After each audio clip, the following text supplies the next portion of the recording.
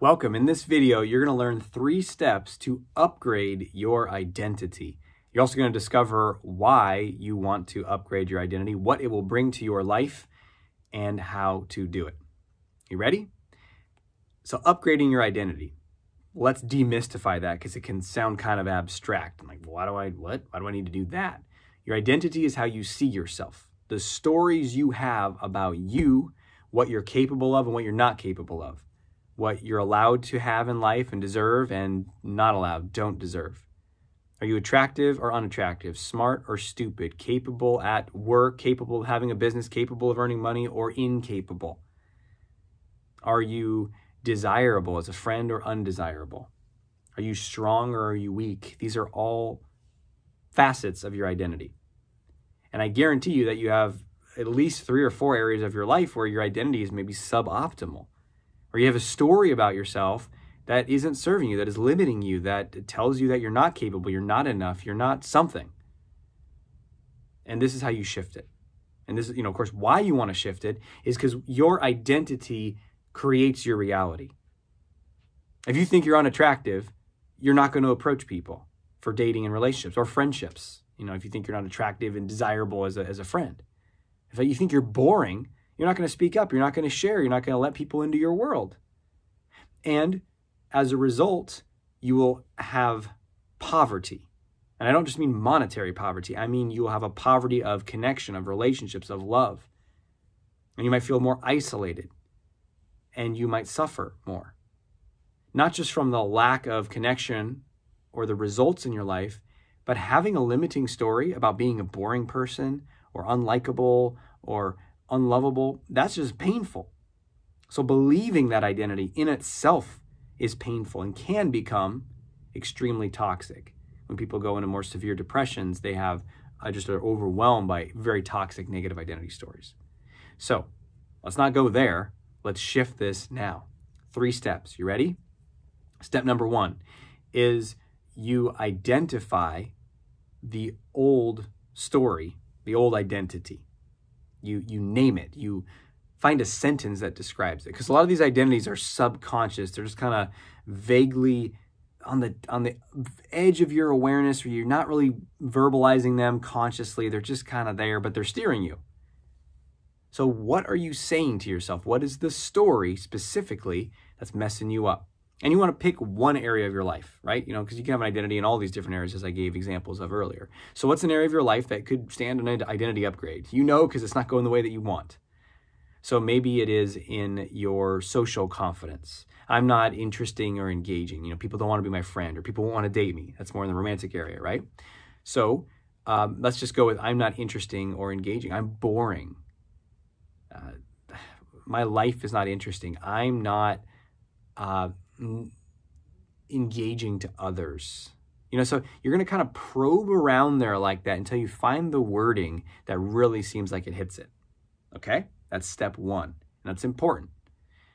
So step 2, after you've done that, and even right now as you're watching this, you can maybe start to think of what that is. Step 2 is, what behaviors would defy this identity?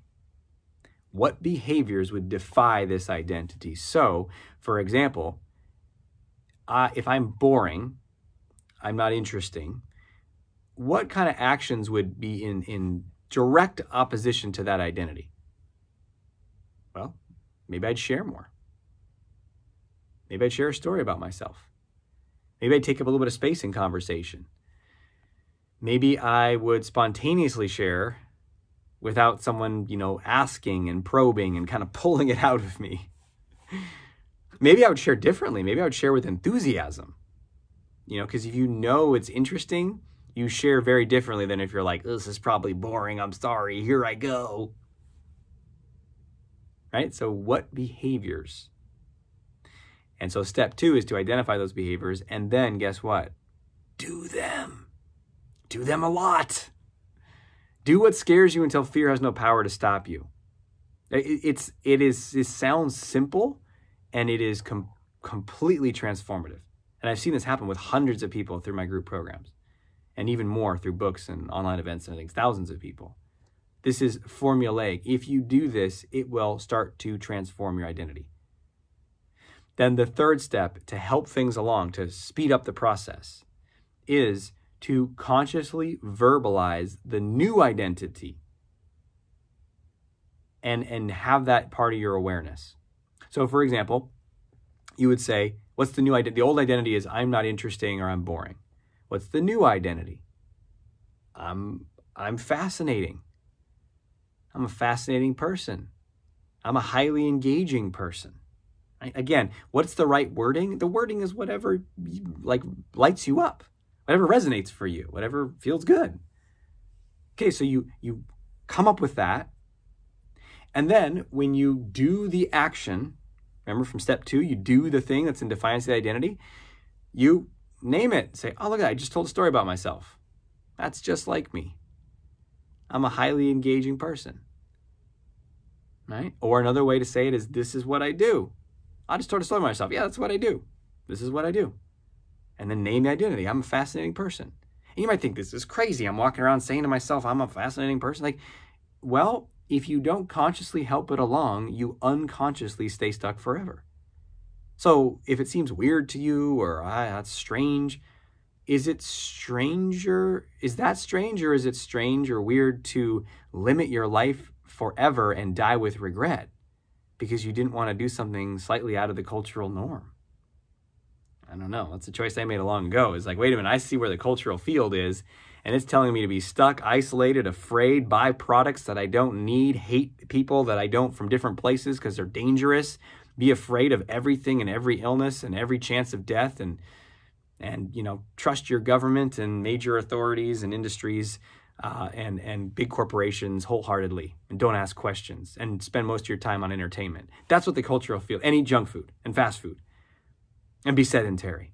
That's what the cultural field and the dominant norm is. Krishnamurti said, is no measure of sanity to be well adjusted to a sick society.